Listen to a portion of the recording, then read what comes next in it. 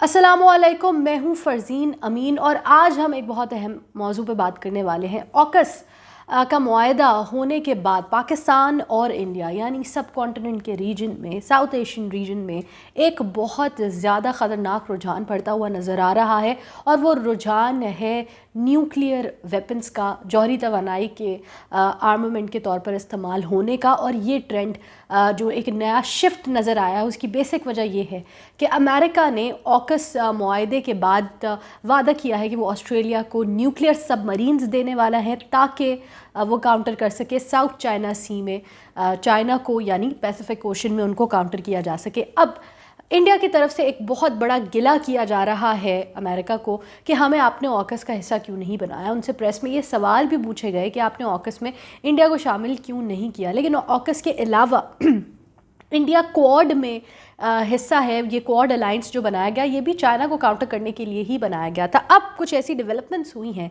जिससे ये वाज़े होता हुआ नज़र आ रहा है कि जिस तरीके से फोर्स किया जा रहा है या कोशिश की जा रही है इंडिया की जानिब से कि अमेरिका न्यूक्लियर सबमरीन्स इंडिया को भी दे, उसी तरीके से पाकिस्तान और चाइना के दरमियान भी नेवी को बिल्डअप करने की एक नई ट्रेंड नज़र आ रही है। और पाकिस्तान ने कुछ चीज़ें ख़रीदी भी हैं अपनी नेवी को बेहतर करने के लिए चाइना से। वो क्या चीज़ें हैं, और एक बयान यहाँ पे बहुत ज़्यादा इंपॉर्टेंट है जो इंडिया के डिफेंस मिनिस्टर की तरफ से दिया गया है। आज की वीडियो में हम देखेंगे कि इस वक्त पाकिस्तान और इंडिया नेवी के तौर पर कहाँ पे स्टैंड करते हैं। और क्योंकि हम न्यूक्लियर सबमरीन्स की बात कर रहे हैं तो सबमरीन टेक्नोलॉजी में पाकिस्तान और इंडिया कहाँ हैं और आगे ऐसा क्या होने जा रहा है जो रुझान बढ़ा रहा है न्यूक्लियर वेपन्स के इंडियन ओशन में ज़्यादा होने का। सबसे पहले कंपैरिजन कर लेते हैं इंडिया और पाकिस्तान की नेवी का।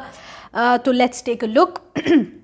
पाकिस्तान के पास एयरक्राफ्ट कैरियर एक भी मौजूद नहीं है पाकिस्तान नेवी के पास, जबकि इंडियन नेवी के पास एक एयरक्राफ्ट कैरियर मौजूद है। डिस्ट्रॉयर्स की बात करें तो पाकिस्तान के पास कोई भी डिस्ट्रॉयर नेवी में मौजूद नहीं है, जबकि इंडिया के पास 11 डिस्ट्रॉयर्स मौजूद हैं।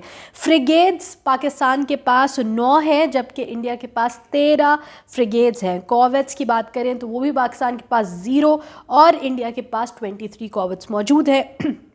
और सबसे ज़्यादा इम्पॉर्टेंटली सबमरीन्स, क्योंकि हम मैरीटाइम सिक्योरिटी में इस वक्त सबमरीन्स के ही टॉपिक को सबसे ज़्यादा आगे कंटिन्यू करेंगे कि किस तरीके से सबमरीन्स के दिए जाने के बाद ये इशू शुरू हुआ है। तो पाकिस्तान के पास 5 सबमरीन हैं, जबकि इंडिया के पास 16 सबमरीन्स मौजूद हैं। अब हम जब सबमरीन्स की बात कर रहे हैं तो न्यूक्लियर सबमरीन क्या पाकिस्तान के पास मौजूद है या नहीं, और इंडिया के पास जो सबमरीन मौजूद हैं वो कौन से हैं, इस चीज़ पे भी एक क्विकली गो थ्रू कर लेते हैं। पाकिस्तान की सबमरीन की जो कैपेबिलिटी है उसको देखा जाए तो हमारे पास फ्लीट में टोटल 8 सबमरीन्स मौजूद है।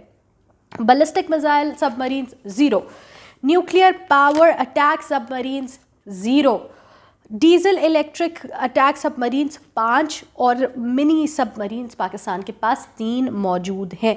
इंडिया की साइड पे देख लेते हैं। इंडिया के पास फ्लीट में टोटल 16 सबमरीन्स हैं, जिसमें से सबसे ऊपर आ रहा है बैलिस्टिक मिसाइल सबमरीन 1 है।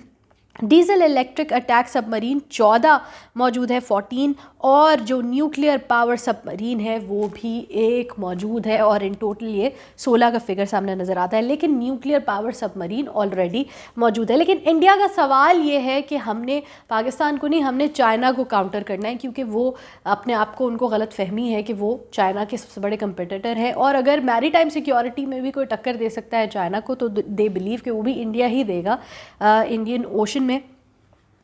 तो अब अगर इस चीज़ को आगे बढ़ाया जाए तो देख लेते हैं कि चाइना की कैपेबिलिटी क्या है और अब चाइना और पाकिस्तान के दरमियान न्यू परचेजेस कौन कौन सी हुई हैं, जिससे ये बात साबित होती है कि न्यूक्लियर पावर्स और नेवी की जो आर्मामेंट है वो बढ़ती जा रही है।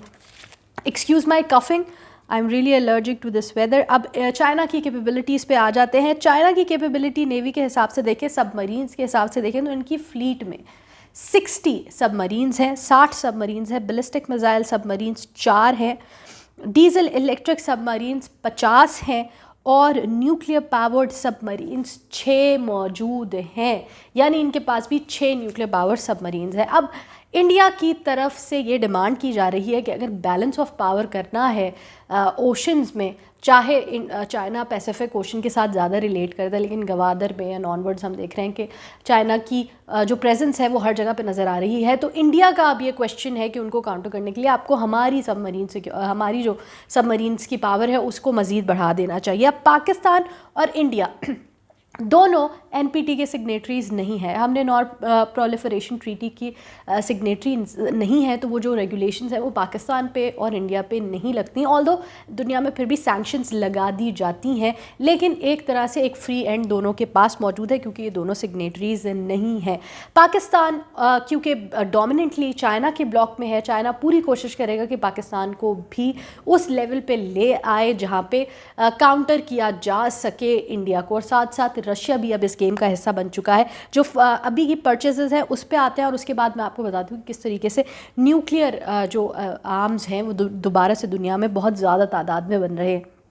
پاکستان نے ریسنٹلی چائنا سے خریدے ہیں Jiangwei 2 class F-22 frigates, 8 Yuan class Hangor conventional submarines, fast attack craft missiles, C-602 anti ship missiles, FN-16 شورج سرفیس ٹو ایئر میزائلز، اور 4 type 054A/P multi purpose missile frigates. اس کے علاوہ بھی چیزیں، پر یہ چیزیں 6 جو ہیں وہ سب سے زیادہ ڈومیننٹلی نظر آ رہی ہیں۔ اب میں نے آپ سے ایک بات کہی تھی کہ انڈیا کے جو ڈیفینس منسٹر ہیں ان کی طرف سے ایک بیان ایسا آیا ہے جس سے یہ پتہ چلتا ہے کہ جو نیوکلیئر جنگ ہے وہ اس کی طرف اس وقت ہمیں انڈو پیسیفک کا ریجن جاتے ہوئے نظر آ رہا ہے، اور اپنے آپ کو کنٹریز اکوپ کر رہی ہیں۔ انڈیا کے جو ڈیفینس منسٹر ہیں راجناتھ سنگھ نے ہنٹ کیا ہے کہ انڈیا اپنی no first use of nuclear power policy کو بدلنا چاہتا ہے، ریورس کرنا چاہتا ہے، اور یہ چاہتا ہے کہ اب وہ فرسٹ یوز پالیسی رکھے، یعنی اس پالیسی کے مطابق اگر انڈیا کسی بھی کنٹری کے ساتھ جنگ میں آتا ہے تو وہ پہلی کنٹری نہیں ہوگی جو نیوکلیئر آرمز کو استعمال کرے گی، یہ ان کی ایک پالیسی ہے۔ لیکن اب اس پالیسی کو بھی ختم کیا جا رہا ہے۔ ختم کرنے کا کیا مطلب ہے کہ اگر اب جنگ ہوتی ہے تو انڈیا کھلم کھلا سب سے پہلے نیوکلیئر پاورڈ جتنے ان کے پاس ویپنز ہتھیار ہیں ان کو استعمال کر سکتا ہے۔ چائنا بھی اس وقت تک نو فرسٹ یوز پالیسی پر ہی ہے، لیکن چائنا نے بھی انڈیکیشن دی ہے کہ وہ بھی اپنی اس پالیسی کو ختم کر رہا ہے، یعنی جنگ کی مکمل تیاریاں نظر آ رہی ہیں، اور پاکستان کے ساتھ بھی بڑا تعاون نظر آ رہا ہے چائنا اور رشیا کا، تاکہ پاکستان کو بھی بیلنس آف پاور میں رکھا جائے، اتنی ایکویٹ کر لی جائے کہ پاکستان کو انڈیا خطرہ نہ دے سکے۔ پاکستان خود بھی آئے دن ہم نیوز میں سنتے ہیں کہ ہماری جو ملٹری پاور ہے وہ بہتر سے بہتر ہوتی جا رہی ہے، اور یہ ایک بڑا ٹف سگنل نظر آ رہا ہے دنیا کی طرف کہ دنیا کس رخ جا رہی ہے۔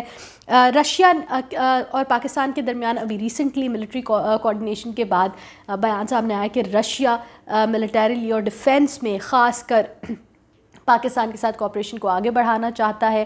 2014 سے آنورڈز ہمارے اوپر جو آرمز ایمبارگو تھا وہ بھی ختم ہو چکا ہے، اور اب پاکستان رشیا کے بنائے ہوئے ہتھیار بھی خرید سکتا ہے، اور دونوں کے درمیان ملٹری کوآرڈینیشن نظر آ بھی رہا ہے۔ جہاں پاکستان ڈومیننٹلی رشیا اور چائنا کے بلاک میں نظر آ رہا ہے، وہیں انڈیا ڈومیننٹلی امریکہ کے بلاک میں نظر آ رہا ہے۔ یہ دونوں بلاک کے درمیان جو سیگریگیشن ہے، جو علیحدگی ہے، وہ بہت ہی زیادہ پرومیننٹ ہو کے اب سامنے نظر آ رہی ہے۔ بیان بڑے سخت دیے جا رہے ہیں، اور دنیا جو ایک دفعہ ہم نے دنیا میں ویو دیکھا کہ ویپنز کو کم کرنے کی بہت کوششیں کی گئی، نان پرولیفریشن ٹریٹی لائی گئی کہ اب اور نیوکلیئر آرمز نہیں لائیں گے، اور کوآپریشن کی بات ہوئی کہ سارے دنیا کے ممالک اکنامکلی ڈیولپ کرنے پہ بات کریں گے، تھرڈ ورلڈ کنٹریز کو ڈیولپ کرنے کی بات کی جائے گی۔ اب یہ دوبارہ سے نیوکلیئر آرمز کی جو ویو ہے وہ نظر آ رہی ہے، خاص کر انڈو پیسیفک ریجن میں۔ آپ کا کیا خیال ہے یہ سارا جو معاملہ ہے اس کے پاکستان پہ کیا اثرات مرتب ہوں گے؟